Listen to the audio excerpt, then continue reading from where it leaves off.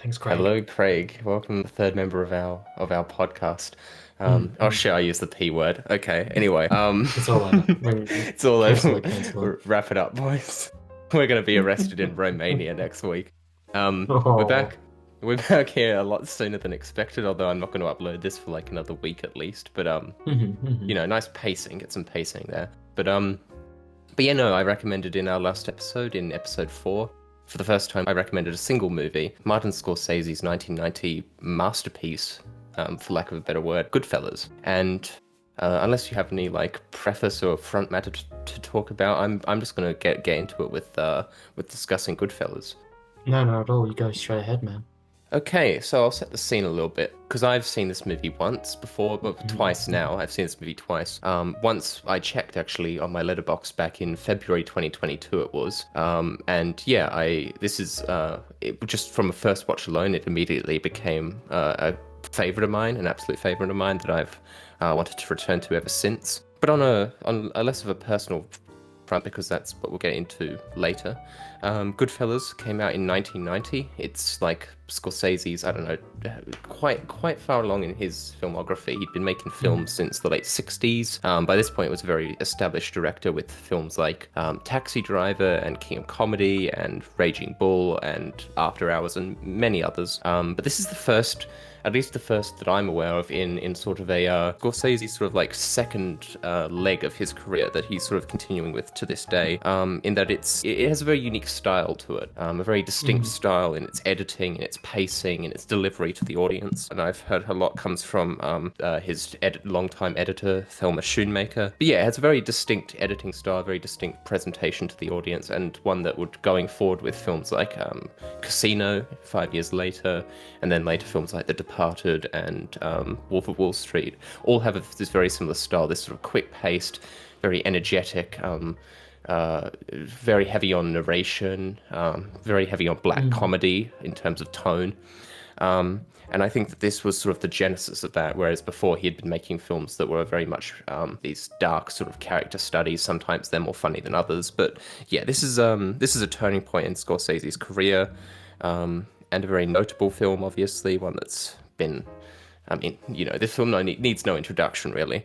And so, with that all out of the way, I'm just gonna, before I get into like guiding this conversation, I'm just gonna ask you general thoughts. What did you think of Goodfellas on a first I watch? think I think this is a phenomenal movie. I mean, I couldn't sing its praises more.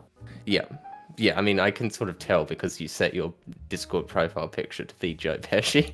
That, I mean, and he also, is. We will talk about him, but he's yeah, great in this movie. I mean, all of the actors are yeah. No, phenomenal. there's. I mean, yeah. I mean, I would say it's. At the very least, it's an almost perfect cast, if not a perfect cast. Oh, But I'll get into it's that it's soon. certainly star-studded. Yeah, definitely. Um, so I guess I'm gonna do my best here. I'm gonna sort of like guide us through different things. But if at any point you have like a thought or something that you want to jump in with, be my guest. Mhm. Um, Of but I course. think a good place to start is with the start, of course. The start of this film, for so many reasons, is perfect. I think it's like an incredible Mm-hmm. opening scene. It establishes so much about the film's tone, about the film's style, about the film's message. Just from the very opening, you get this sort of it's gritty, it's unglamorous, but it's also funny. It's really it's Mm. darkly funny in this sort of macabre way. These three mobsters driving along in the dark, and then they hear knocking from the boot of their car, and they realize the guy that they're transporting is not in fact dead, and they have to execute him on the side of the road. Yeah, Um, yeah. They and then stab him like 50 times. it's done like 50 times, and then Robert De Niro shoots him. Um, Mm. and then contrasting that with Henry Hill's. Oh, and okay, so that's the part I missed. This film, Goodfellas, is based on a book by Nicholas Pileggi, a true crime author, and that book itself is based on the life of Henry Hill, a sort of like relatively low-level mobster in the Lucchese crime family, which is one of the five Hmm. families in New York, and he would eventually go on to become an informant for the FBI. Um, Spoiler alert, in case you haven't seen this film, he flips. But anyway, yes, it's mainly follows Henry Hill, and it follows him through his narration of his life, and from his first delivery, though, from his first line, I should say, as far back as I can remember, I always wanted to be a gangster, which is a brilliant line when contrasted with this Iconic. opening scene. It's iconic. It's great. It immediately hooks you, this opening scene, because it's so visceral and so like it's so unappealing in its like violence and its grittiness, and then to have this character say to you, well, this is what I've always wanted all of my life, you go, well, why? And I think that's what this film does really well, actually. Or one of the things this film does really well, of course, is that it shows you not just, you know, why the mafia is bad, why it's scummy, why the mafia is lifestyle is not one that a person would want to live, but also how it sucks people in. And I guess that's what the first chunk of this film is dedicated to, is showing young Henry Hill, and this is what I was alluding to before. I'm not convinced of young Henry Hill's actor. I don't think He's all right. he's all right. He He does doesn't. the serviceable job, I think. I think if you were to find a weak performance in this film, there's something about him that just isn't quite right. But he's not bad, and he doesn't overstay his welcome, because Ray Liotta shows up within like 15, 20 minutes. And yeah, like I said, he's not in the film for super long anyway. Right, It's just the opening, really. Yes, but it's a great opening scene, or opening sequence, I should say, for many reasons. But it's because its primary point is to demonstrate the why. It establishes the why of everything that happens after this. It establishes why the mafia lifestyle sucks you in, or sucks a person in. The surrounding circumstances. These are people in impoverished conditions with no real sense of hope or of anything that's coming to them. They don't really know what they're doing, and all of a sudden there's something here that presents them not just with a way out into wealth, but a way out into respect. And I think that's really well communicated through the narration and through the presentation of this opening sequence. I guess, like, yeah, what do you think? And I guess I'll put this to you, because there's lots of things that are interesting on a first watch as opposed to a second watch. What do you think about the way that Henry Hill and his narration guides this film? I really like it. I do think it adds a bit more to his character and adds a bit more insight to everything that goes on throughout the film. Yeah, definitely. Obviously, all the delivery is very, very well done. Like, extremely well done how he and it doesn't the narration doesn't feel like it's out of character in any way as well. No, not at all. It's not jarring, because like I could imagine it would be jarring if he narrated it like a normal narrator, and then he also had as in he was playing two characters in the sense of playing a narrator Right. and a character. Right. But they are one and the same in the way Exactly. he delivers his lines and the way Yeah. he speaks. So no, Yeah. I really liked it. I think it's very cleverly done. The way it does it is it's very easy for a narrator to feel intrusive, or to feel like a sort of way of shoehorning in exposition. But I feel like in the instance of this film, it's very intentional in how it is used to establish not just motives and setting and the world of this film, but it's also intentional in how it makes you think about how the story is being presented to you, because you're getting it through the lens of Henry Hill. In real life, Henry Hill was not, and much the same as in this film, he was not a particularly successful mobster. He was half Irish, so he was never going to be made, which we'll get to later in the film. He was never going to rise up through the ranks of the mafia. That's a very interesting thing about this movie, is it focuses almost exclusively on these hangers-on in the mafia, these people who are just on the cusp, and yet they present themselves as being these big time mobsters. They're pulling off some big stuff, but this is not the Godfather. We're not dealing with the Corleones here. We're dealing with people who are hanging on, just barely on the cusp of the mafia lifestyle. And so having Henry Hill, especially on a second watch, I found having Henry Hill narrate, is not just a really intelligent narrative choice. It's also a very good framing choice and how it makes you think about, well, why is this being presented to me like it is? And I think it's done extremely well, in a way that not all narration in film is. But yeah, that opening sequence with young Henry Hill is very much just establishing. You don't just get introduced to him; you get introduced to Jimmy Conway and to Tommy DeVito, who are Robert De Niro and Joe Pesci, respectively, the sort of main people that Henry Hill will associate with, as well as his sort of boss, Paul Savino, played by Paul Cicero, which I'm sure at some point I'm going to get them switched up, the actor and the character. Yeah, Paulie. Yeah. Paulie. They're all called Paulie. I think. I think even Karen Hill makes reference to that later in the film. They do make a joke that they're all made Paul. They're called Paul or Peter. Yeah, and the wives are all called Marie. But yeah, no, I think that's the main sort of like part that you get from that opening sort of sequence. It's about 10-15 minutes. Yeah.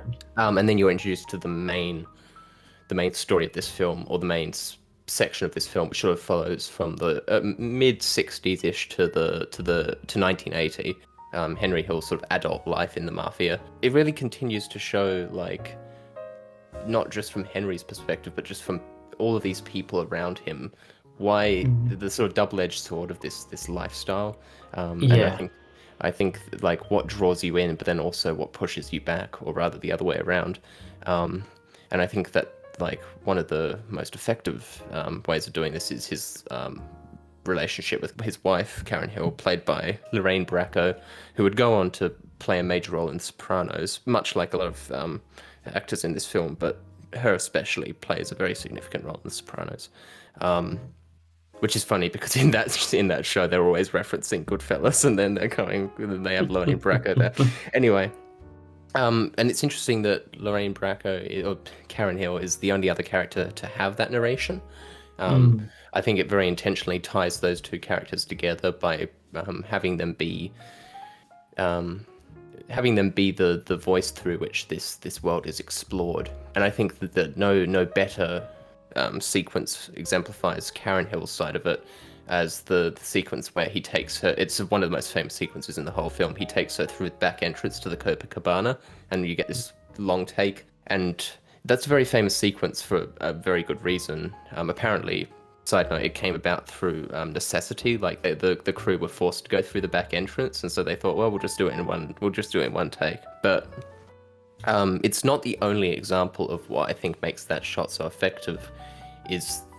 In the film is that there's all of these scenes, so many scenes, like more than I can really count or remember, where you just have so much going on in shot. You just have all of these people doing things, these people walking and bustling about, and it feels like a very rich and very like alive lifestyle where there's lots of people doing things. It draws you in. There's something very appealing about it.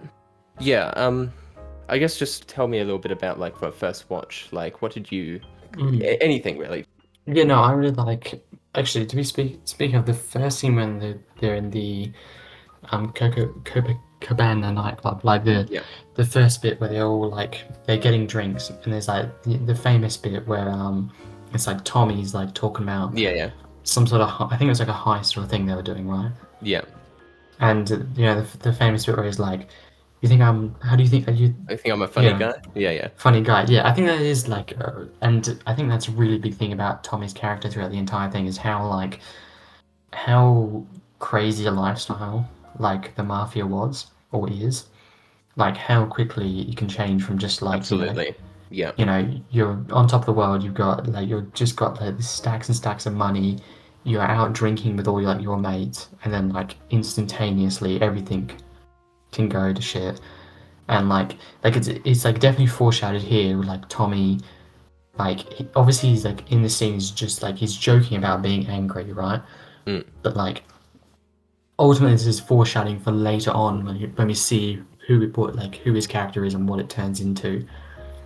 Because there's like several more scenes throughout this movie that are very similar to this that we'll touch on later as we progress through the plot. But definitely this opening is really shows the dichotomy Yeah. dichotomy of like the gangster lifestyle of how like one moment it's this like spectacular glamorous lifestyle, and then very quickly it flips into being like a nightmare.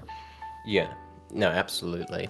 I think that scene is a very good sort of like contrast to the Karen sequence, where yeah, they're very much about, it's very much like, and that's one of the main things with this whole film, but definitely in these early stages it's about like, yeah, it's about like you're getting all of this, but what's the cost? You know, you're having, exactly, you're out with all of these friends. I mean, there's people everywhere in that sequence. They're all around them. They're like laughing. They're bringing them drinks. You know, there's food and there's wine and all of these expensive clothes that they're wearing. And it seems very glamorous. It seems fun. And then on an instant, on a dime, it's just like, what, you're literally like could be dead. Like, I mean, in that instance, Tommy is joking, but he does pull out his gun. And like Tommy, we'll get into Tommy and his insanity, because I think that that message only gets more and more extreme as the film goes on. But that's a great sequence that I was definitely going to bring up. And apparently, based on a real interaction that Joe Pesci had with like a mobster when he was working as a bartender as a teenager. He just said, "Oh, you're a funny guy," and then the mobster was like, did not take it the right way. Um, it's also a really like funny movie. That's something that I really like about this, and that is exemplified in that scene. Is it's funny in obviously a very dark way. It's a dark comedy, but it's the humor arises from the inherent macabre and sort of like bizarre nature of this situation. And there's a lot of humor that can be extracted from the mafia that I think this film really hits the nail on the head of just these characters who are so desperate to exert themselves as being something important and of exerting power over others, and just like the patheticness of it when viewed from the third lens, because at the same time as Tommy is scary in that scene, in that sequence, there's also something very pathetic about it, about how like quickly he jumps to anger, and that comes up again later, of course, too. Yeah, I think it's now it's like the main bit with like Karen where they like start dating. Yeah, And obviously, yeah, like, as you said, the scene where they go to the back of the nightclub, and that's all shot just amazing. mm, And you are right how much they make a lot of these scenes just feel so lively. How many just like in terms of just cramming bodies into a scene, it's just like constantly you have movement to and imagine action. the extras on this film were like Oh absurd, god, like the yeah. amount of them. But yeah, It's crazy, yeah. And then they have the marriage. Yeah, so they quickly skip over like yeah, to the two of them being married. And they have like two weddings because Karen's got like a very like traditional Jewish family, yeah, and there's a lot of like initially there's a lot of like kind of back and forth between the two lifestyles being like radically different. mm, Henry's lifestyle, like all his friends and his family, initially it's like a lot for Karen in terms of just like yeah, they're very high octane, high energy, but also quite like judgy people. But so is her family of like Henry's lifestyle. Like it just shows kind of like the difference in Henry and the mob's lifestyle and like Karen who's comes from just like a very just normal plain background. yeah.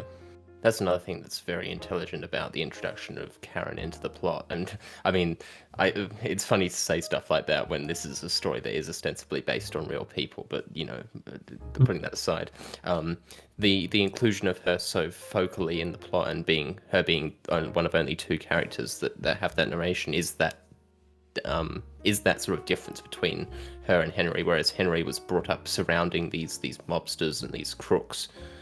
And in that lifestyle, Karen wasn't. She was detached from it, and so there's something where, like with Henry, it's like it's about how the lifestyle surrounded him as a kid. It's about how he was brought up in this environment. He had no choice. It was his only path, really, to anything respectable, at least in his eyes, respectable.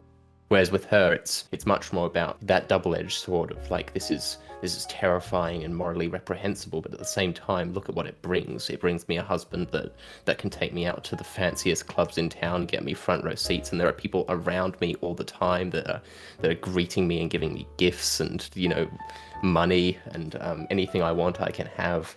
And there's also that sequence where Henry beats up the guy who was like harassing her, and she's like, he gives her, like, in the palm of her hand, he gives her the bloodied pistol that he whipped him, this guy's with, like, broke his nose with, and he's like, hide this for me, and she's like, normally you would just call the police and not look back, but I have to say that something this turned me on, and it's like, yeah, like, it's yeah, that's why I love is I keep saying what I love when I mean, but what I actually mean is one of the things I love about this film is how it captures that complexity of this environment, where there's, as evil as institution as the mafia is on the surface, there's no right or wrong answer to this. There's it's about people in complex situations who are drawn into things for complex reasons, and I think that it captures that really well.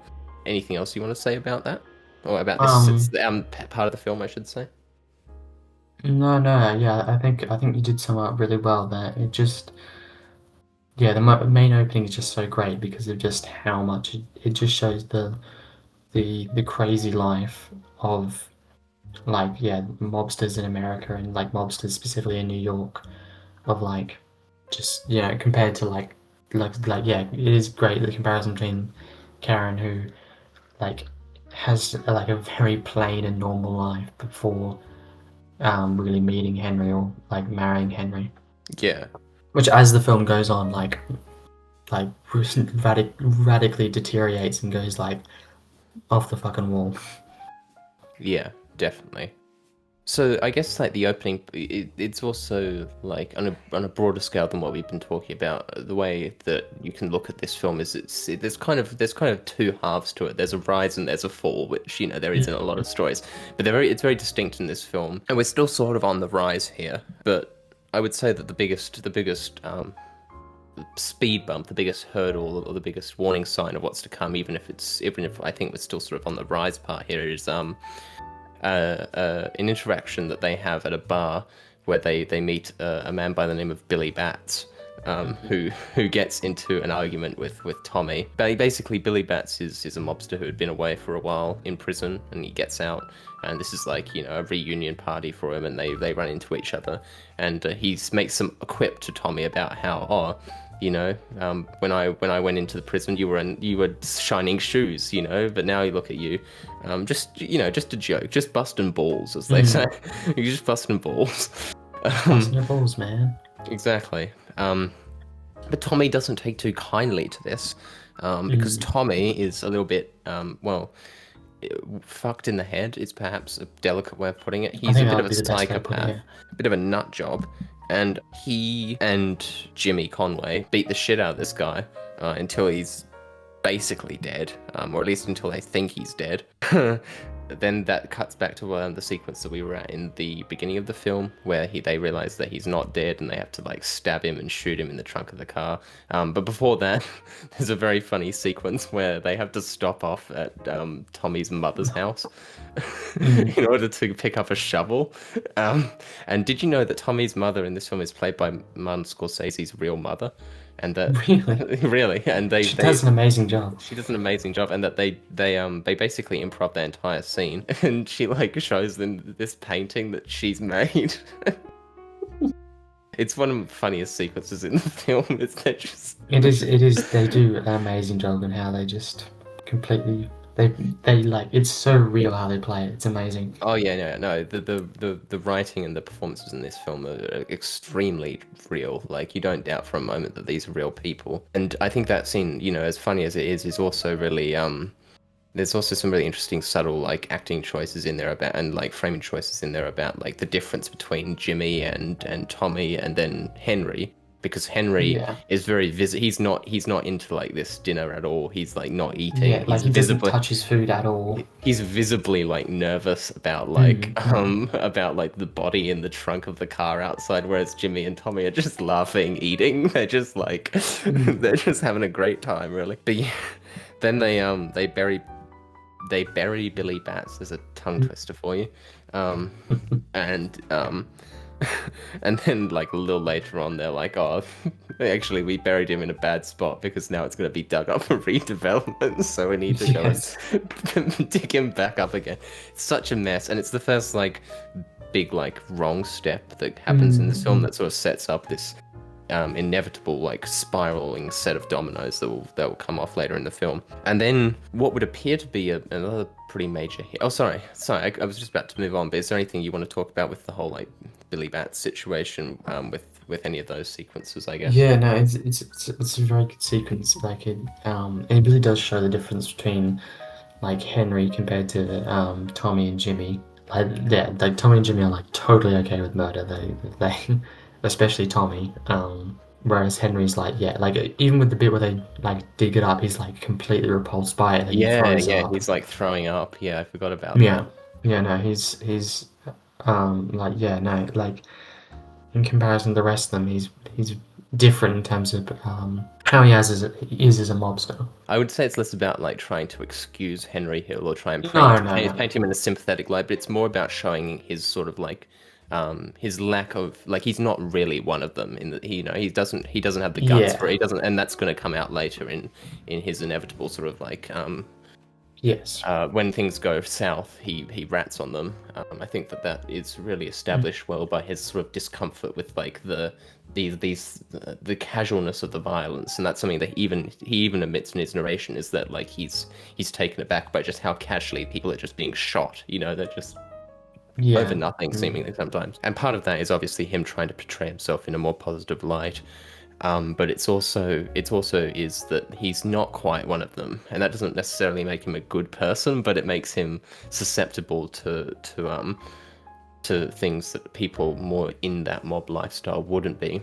Mm.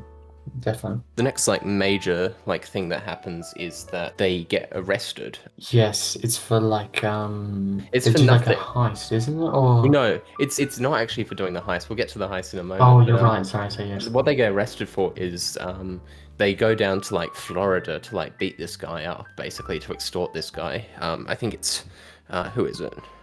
Give me a It's like second some here. other. It's Henry and it's probably Jimmy as I well. think it's Henry and Jimmy. Yeah, Henry and Jimmy go down to Tampa in Florida to harass this guy who happens to have like a sister who's an FBI typist, and they basically they go to prison for a little while. They receive 10-year prison sentences, which they don't end up doing the full thing of because no one does. Then you expect prison to be totally different to what it is because they're all sitting in this like well lit, like nice Oh, comfortable it's room, such a great scene. making this delicious looking pasta. One of the most evocative pieces of imagery in this film is that idea of having the garlic that's sliced so thinly that it melts in the pan. Whenever I'm making pasta now, I always think of that sequence. I always wanted to try that out with a with a razor blade, cutting the garlic. Um, and putting too many onions in the sauce. I mean, it's an endlessly quotable film, but this sequence Yeah, has so yeah. many like it's just such an evocative scene of like this is what mafia is like for mobsters, for wise guys, as they keep saying. And the main people who are suffering is not actually Henry, it's the people on the outside. It's Karen, who Yeah. is struggling. She's not getting any money in. And she's not she needs to support their children. She's getting very stressed out. She's already been stressed out by the fact that Henry is overtly sleeping around with other women, which obviously upsets her. I can't remember if it's at this point or I later think in it's the a film. roundabout, like a roundabout here. It's happening, yeah. Yeah, that he's like he like wakes up and she's like pointing a gun to his head. Mm. And she's like it's really you think you get those sequences of Henry being like not quite in the lifestyle, but Karen is like totally. She's not even prepared to be a mafia wife, because there's that great scene where she's talking to all of them and she's like, I've got nothing in common with these people. All they talk about is like they're hating their children and beating their children, and they've all got terrible skin. And I think that's a great scene. Yeah. Yeah, and the only other thing is that in prison is when Henry starts selling drugs, and that's another important development. But yeah, no, about all of that, about like the sort of prison sequence, and about like the development or the developing spiraling in Henry and Karen's relationship. Is there anything you want to talk about there? Yeah, no, it's obviously a humongous part of the film, just again showing like the impact of like the mobster lifestyle on everyone who's like, Yeah, yeah, it just literally on everyone, like in terms of how it like, um, yeah, like it basically completely destroys their family and their marriage. mm, Um, because yeah, she's like as you said, she's just completely not ready for that lifestyle at all. yeah, Um, and there's a like yeah, like you said, the big long scene where she first goes to like Henry's mistress's like yeah. apartment that he sets up for her in New York. And then the next scene she's like literally like got a gun to his head as he wakes up. Yeah, it's very good in how it treats her sympathetically and how it like shows you like it doesn't just portray her as being mad, as being like, it's just, you can understand why she's feeling this way because Yeah, it's yeah, like yeah, of fucked up. course. She's being completely sidelined. She's like it's very good in its treatment of her, and it's in its like vocalizing of her voice and her Yeah, perspective it's on the whole true. situation. And there's another great scene as part of this, like where of like yeah, just showing how also Henry's like not really or like he doesn't fully understand the mobster lifestyle or he's not like 100% a part of it. Because there's this bit where he basically gets like a talking to by like Paulie and I think also Jimmy's there. Yeah, And they're like look, we don't care like if you run around with other women, but you have to like keep face yeah, and like stay with Karen and because yeah, it's like yeah, it's a very it's a mafia like it's very traditional. It's very focused on the old country and on traditional values. So yeah, it's very interesting. Like they're he's like they're just like, yeah, you can't get a divorce. You have to stay yeah, with her. he's taking it too far. He's like Yeah, yeah, he's barely ever at home. He's not like you got to yeah. portray Whereas like, yourself well, as like a Henry, he originally obviously like he assumes that the mobster lifestyle is that you can just basically run around and do whatever you want. It doesn't matter. yeah Whereas like the top head honchos, the big bosses in the mafia, or like they basically like live these completely normal lives outside of all this stuff. Like they don't do anything yeah crazy. It does show like the difference in how like Henry sees this lifestyle like completely different to what it like actual reality. yeah definitely. And then so I guess from there I we think it's move the in. big heist, isn't it? Yeah, we move into the biggest high point, which is ironically also the start of the biggest down point. So I guess like the main way up until now that Henry and the crew that he sort of runs with provides to Paulie and provides his like contributions to the family is through heists, is through stealing stuff. They say that Jimmy he loves stealing. He just loves it. He can't get He's like a enough. full kleptomaniac. There's living near Idlewild Airport. They're just basically ripping off trucks all the time, and everyone's in on it. The truck drivers, the police. And, there's no harm done, right? There's no harm done. Yeah. I mean, other than the harm done, but everyone's in on it. Everyone's getting a car. It's just working like clockwork. And then earlier in the film, they pull off a pretty successful heist on Air France, but. And these are based on real heists, of course. But this one is the biggest one. It's the Lufthansa heist, where they steal like through a connection, in what's the guy's name? Is it Maury? Maury's wigs. Oh yes, yes, the, Maury's a bit yes. the Love like him. comically Jewish man who like is Mm. always asking for his money that Jimmy Conway is clearly never going to give him, and is basically set up to be iced later in the film. He gives them a tip off about like this opportunity, and they rip off Lufthansa. They rip off $6 million. They've got a big crew there. And then Yeah. that's a real high point. Everyone's made a shit ton of money, especially for like the 70s, tons of money. Yeah, yeah, that's crazy money in the 70s, yes. But then there's the inevitable sort of like repercussions from this, which is that everyone, other than Jimmy and Henry and Tommy, basically shows up having spent all of this money on flashy cars and on fur coats and on Yes. stuff that they should not have spent their money on, when Jimmy expressly told them not to spend money on flashy things in the wake of one of the most expensive heists in the US history. And so then we get to this montage where you basically see all of these people getting whacked. Set to a song called Layla, which is one of the many examples of great scoring in this film that we'll get to when we get to sort of the end. But yeah, it's the sort of like this whole sequence starts out with all of these people being killed after like first Maury gets killed by Tommy, and then they just kill everyone. Basically, they kill this guy and his wife because they bought a Cadillac. They kill they just kill everyone involved in the heist apart from Henry and Tommy. There's the people in the car who've been shot. There's the guy hanging from like the meat hook in the ice. Oh, that's amazing. Yeah, that's like, I don't know how they did that with the ice, but yeah, that is just it's a good great effect. And then there's the people being dumped out of like the garbage truck. It's with Samuel L. Jackson, who had like, crazy they have Samuel L. Jackson in this movie, and he has maybe 5 lines. That just shows how like in a relatively amazing early this role. cast is. Yeah. But like, yeah, there's the bit where they come over.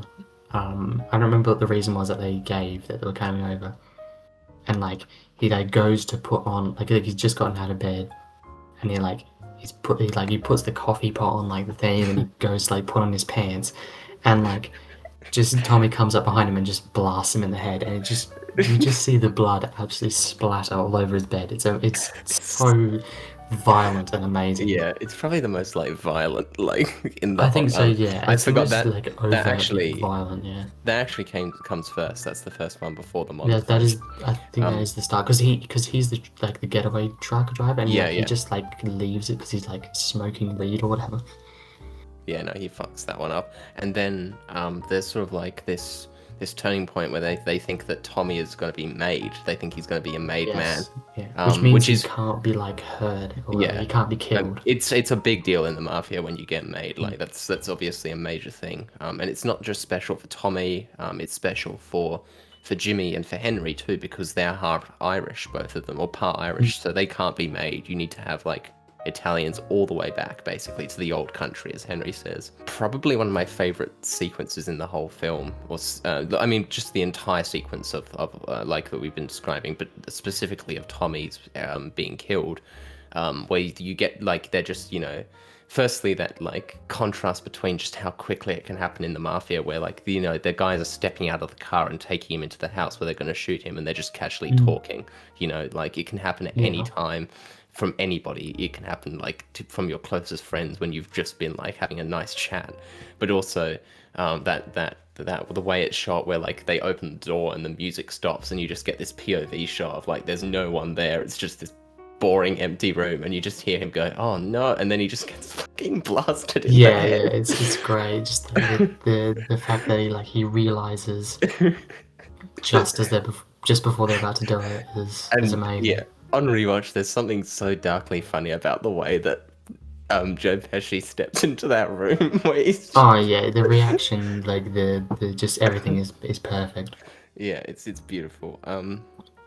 But then I realize now that like I was trying to figure out where this was in the film, but it's obviously before this for a very obvious reason. There's a sequence where probably the most visceral sequence in the whole film that truly portrays like the nastiness of the mafia lifestyle is when it's actually 2 sequences. There's this first interaction between Tommy and this bartender in he's like a young kid working at the bar that Henry owns, played by Michael Imperioli, who would again go on to have a major role in The Sopranos. But they're just having a bar, and he makes some like he's too slow with a drink, and so like Tommy tries to make him dance like in a Western film and shoots his foot. And so the kid comes back, eventually, and makes some like snide comment, and he just says, "Why don't you go fuck yourself, Tommy?"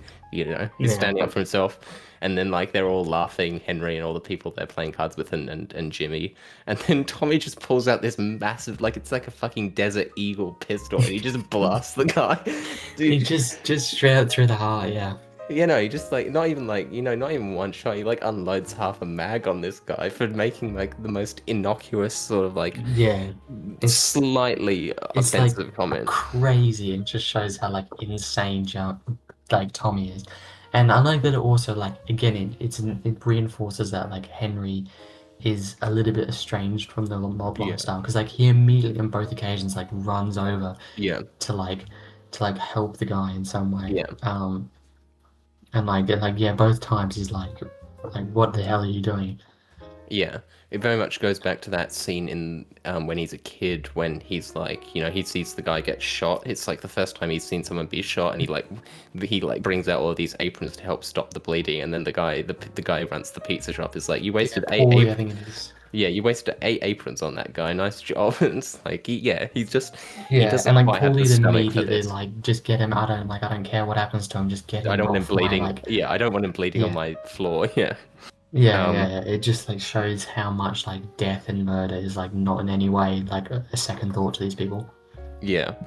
And so I guess after that, I think the it's main bit now is like it really gets into like how he's well like now at this point like in the 80s and like Henry's developed like a full on like yeah, cocaine he's addiction. got a major coke addiction, and he's selling loads of drugs, which is a kind of a major problem because the mafia doesn't generally like drugs. Paulie explicitly tells him, "Look, it's fine when you were in prison. You got to provide for your family. I get that." But now that you're out, don't mess with this stuff. It will Yeah, fuck you up. The amount of time. It's the thing is that like in the 80s, especially what with like Pablo Escobar and everything, and like the emerging war on drugs, the amount of yeah, I time was that about to say. people, the amount of time that people were getting for for drug sentences will make anyone flip.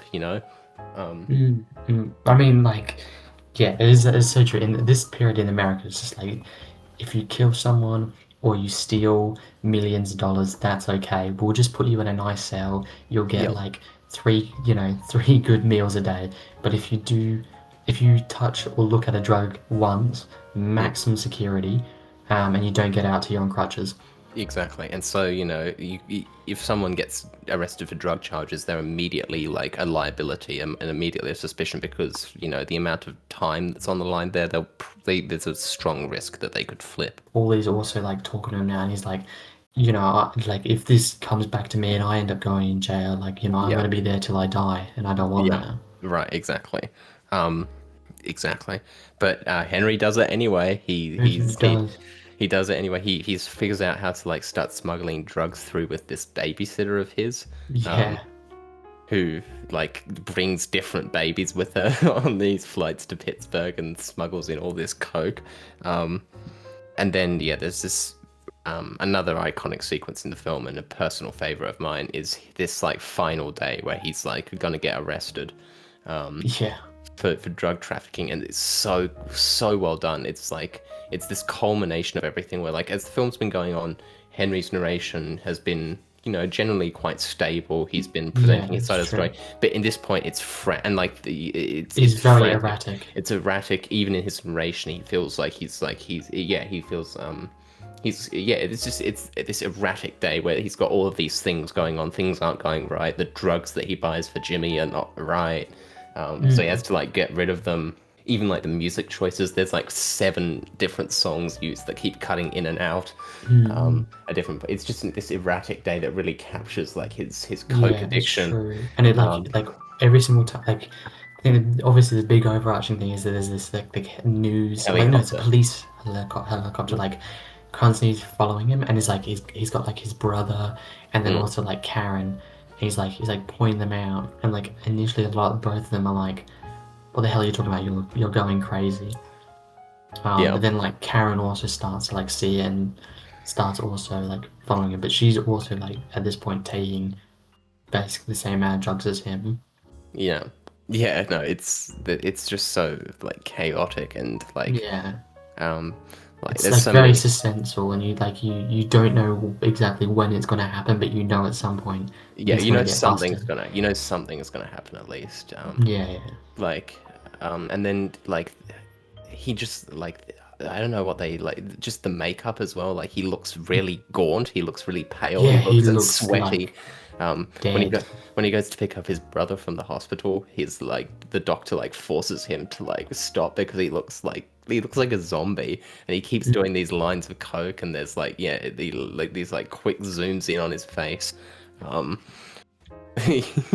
uh, Yeah, it's just this erratic day, and there's this inevitable tension of something's gonna happen, something bad is gonna happen, and then it's over this stupid thing where he has to go and like get the babysitter's lucky hat, and so they go out. Yeah, And one thing I really like, I don't know if you picked up on it, but like one thing I really like is that even before he actually gets arrested, if you're watching closely as he's going out to the car, you can see the red lights flashing against the I did houses. not notice that. That's amazing. Wow, that's Yeah, great. no, because if you pick up on that, you're like, oh shit, this is like he hasn't noticed, and then he's backing out of the driveway, and he's like, wait, what the fuck? There's like 10 police cars in his street, and then this police officer like comes up, and he's like yelling at him, um, and so from that point on, it's like, yeah, this is over, like now, like because Karen, it wisely, it must be said, although it doesn't seem like it to Henry, flushes all the coke down the toilet. Yeah, it's like $60,000 or something worth of like Which, cocaine. when he gets bailed out, he needs to kind of like get his shit together and like get out of there. But because it's flushed, they don't really have a choice. They need to go to the FBI because Yeah. uh, the family are going to execute him. He very quickly picks up on this, and so does Karen in this amazing scene where Jimmy is like trying to make her go down into this like dark room where they're like covering up the windows, and she just clocks immediately that something's wrong. Yeah, and so that kind of sets up the final part of this film, where he goes into witness protection. He testifies against all of his old friends, sends them off to prison, and lives as a schnook, as he says it. He lives as a As a schmuck. as So a basically, like, nobody. yeah, boring. Like, well, not boring, but like, nobody. Yeah. So before we get into like, because there's a lot I want to talk about just in terms of overall stuff, but is there anything you want to talk about with that like final sequence? Yeah, no, I really like it. I like after like he gets bailed out. There's just like multiple times where you kind of thinking like if the both of them are gonna get killed. Which like them like obviously, Paulie and Jimmy are definitely planning on having them both Yeah. killed. They just they're waiting for the opportune time. It doesn't happen quick enough. Yeah, I do like that bit where they both go into like the diner, like him and Yes. Jimmy, and yeah, it's that bit where like Henry clocks that like he knows now like how they're gonna kill him because they're like he's like, oh yeah, I want you to like go to I think he also wants him to go to Florida again to like Mm. kill someone, but like he basically knows like, oh yeah, they're gonna have me like Killed murdered. there. Yeah. Yeah. I think that's great. And then like they had the final trial sequence, where they have and this is an interesting choice, and I don't know how I fully feel about it, but they have the bit where Henry he breaks the fourth wall right at the Yeah. end. I don't know. What do you think about that? Do you think that's maybe a bit like silly or? I don't know. I think that it's really I think that it's a really good, like, I think that it's a really effective choice in sort of just like basically what he's saying at that point. I mean, he says expressly that it's all over, and I think just that like choice to have like after all of this this film that's like got a very distinct style to it, where it's all very fast paced, it's all very quick. Scorsese, I think, has been like credited as saying that he wanted it to feel like a very long movie trailer. And I think in the best way possible it does. It's got just constant energy and life to it. It's just like hits you with stuff after stuff. And so at the end to just very quickly cut that all off and just have him address the camera and everyone else around him is just silent. It's just all focused on him. Really is very intentional in how it brings into focus just like, yeah, this is over now. Like, everything you've been seeing. Yeah. But after all of that, this is what it comes down to. And I think that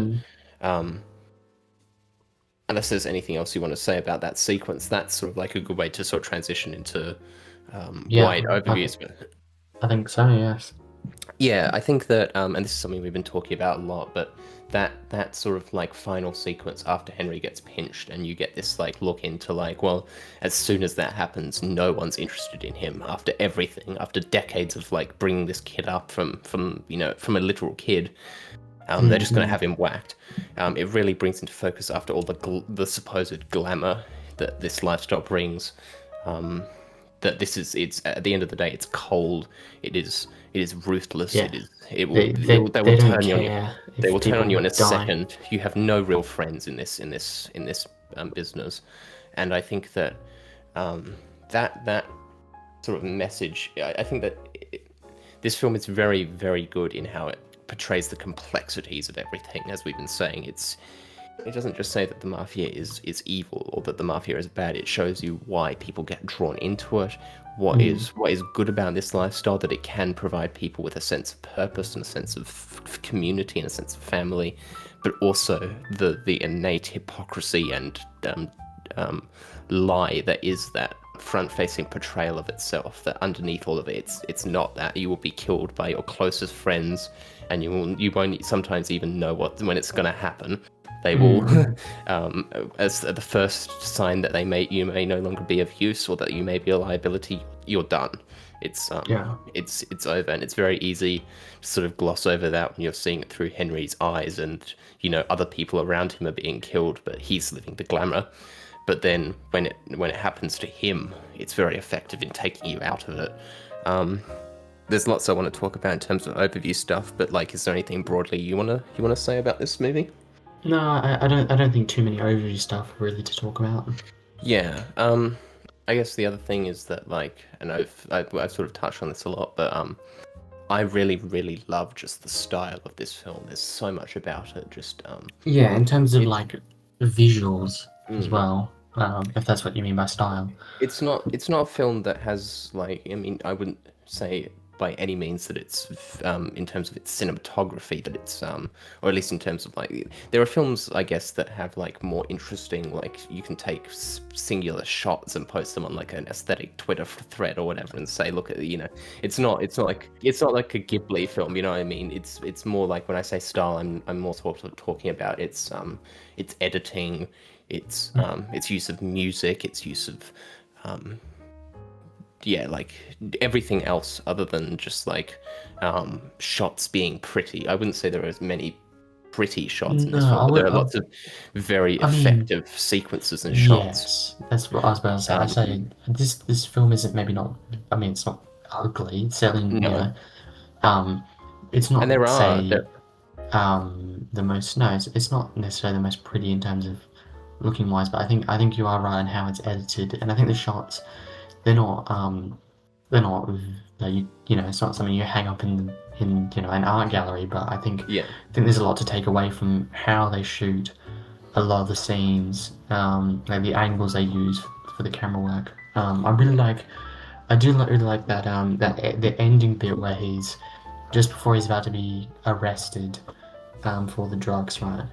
I do like that whole sequence where like just showing how paranoid he is. Like it's constantly on his face, and it's yeah, like um and yeah, it adds to the fact that like whatever they did in the makeup department to make him look like he's basically looked like he died 10 years ago, kind of thing. Like yeah, yeah.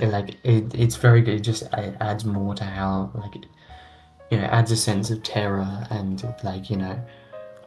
like everything's closing in Stressed. on Yeah, Henry, yeah, and yes. stress very well. I think it does that amazing.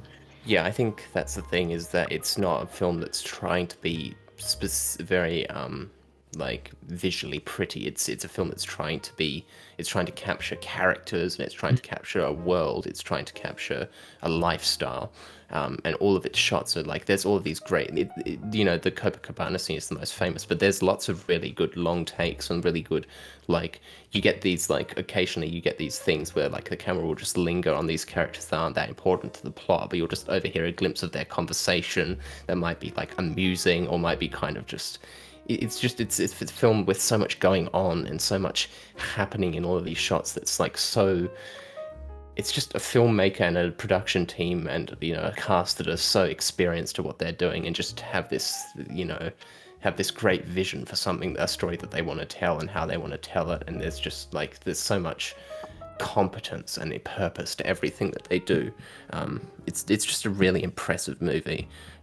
from beginning to end. It's really quite excellent, and I could gush about it all day. Sort of like vaguely touch on this before, but I love the comedy of it. I love there's so many just like not it's not even like a it's not even like it's not amusing. It's genuinely, I find, laugh out loud funny at some points because of these characters and how absurd they are, and yet how real they are at the same time. Tommy is probably like the number one culprit of this, just his complete psychopathy. When he shoots that bartender kid to death, and he's like, "Well, I'm a good shot. What can I say? I'm a good shot. What can I say? I'm a good shot." Like, Yeah. how can I miss at this distance? It's like, it's hysterically funny in such a macabre way. Yeah, Tommy has easily some of the best lines, and Joe Pesci delivers them When perfectly as you'd expect. when he kills Samuel L. Jackson, Stax, I think is his character's name. Stacks, that's right, And yes. he's like he's telling the guy to like bring the coffee, and then he's like, "What the fuck's wrong with you? I'm joking. It's a joke." It's so funny. Yeah, It's and it's that comedy is not just, you know, an amusing addition. It's very effective in how it like makes you think about like how, because it's all comedy about like the way these characters deal with horrific situations and the horrific actions that they're doing and that are going on around them. I think, especially with Tommy, how like some of his best lines have something to do with him, like death or him killing somebody, or like Yeah. it just shows how much like of a psychopath he is, and also like just how normal murder is to this man. Like he, like Yeah, he literally will just like kill someone and like make a joke about it. yeah, definitely. Like even when they like re-exhuming the body, he's like constantly making jokes at Henry. Yeah, He's like like about how he's like throwing up and doesn't like the smell. yeah, exactly. It's such a great character, and Pesci is like perfect for it. I can see why you've set him as your profile picture, because he's like he's an iconic character. I think that even just like small like beyond just all those big things, stuff like the food and the clothing and the choice of cars that these characters have is also like it just, there's something so alluring about like this lifestyle, even when you are being shown in a film about how horrible it is. There's something that still appeals to you about it. At least in my experience, is that like there's just this. It's a film that doesn't glamorize the mafia, but it doesn't deny the fact that there is a hint of glamour to it, and I think that's Certainly. it's very clever in how you keep using the word complexity, but yeah, God, I don't think, like, I mean, I could just gush about this film all day, but I think you know. We've talked a lot about it. I think unless there's anything else you want to talk about, we can probably move into ratings. I think so. Seeing as it is your recommendation, I'll let you do the honors first. Yeah, although I don't think there's going to be a shock here. Mm-hmm. To me, this is a 10 out of 10 movie. This is not just a 10 out of 10 movie. This is a top 10 movie of all time. Mm-hmm. This is a Mm-hmm. desert island pick. This is a masterpiece. This is faultless to me. I adore this movie. Mm-hmm. Scorsese's magnum opus. And you? You know, I did actually think about this a couple days ago, which usually I don't do. Usually I just do these off the top of my head, my ratings. Yep. But a couple days ago, I did think long and hard, and I'm a lot more critical than you. Yes. You know, because we both just have a different system as to how we rank things. That's it. You're a little bit more looser. I'm a little bit more harsher.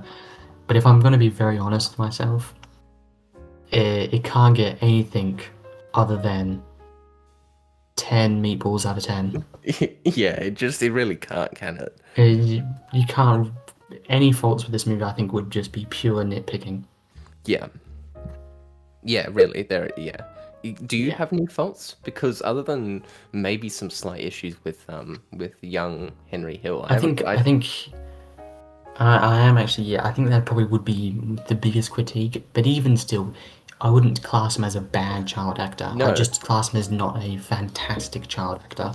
There's something even about his sort of like portrayal that works for a young Henry Hill, even if it's not a great portrayal. So yeah, no, I'm with you. Yeah, I mean, I think so as well. I think the other thing was that I find the only thing, and this is like, I guess the only real thing you can really levy at this movie is it's not longer. In the sense, like I think some of the characters just don't get a lot of screen time, but they don't need. Like I'm not saying yeah, but isn't Samuel Jackson or some of the other side mobsters needed more yeah, time. I'm just saying that would have been nice to get them a few extra lines. isn't that incredible that a film like this, 2.5 hours long, if anything, needs more time and not less? I think that's that goes to show what a Like, triumph. and when I say needs more time, I'm not saying it Yeah, needed. Like it's rushed. I meant in the sense that like I just wish it had yeah, more time of just these characters like doing things and interacting and just the yeah. lines and all that.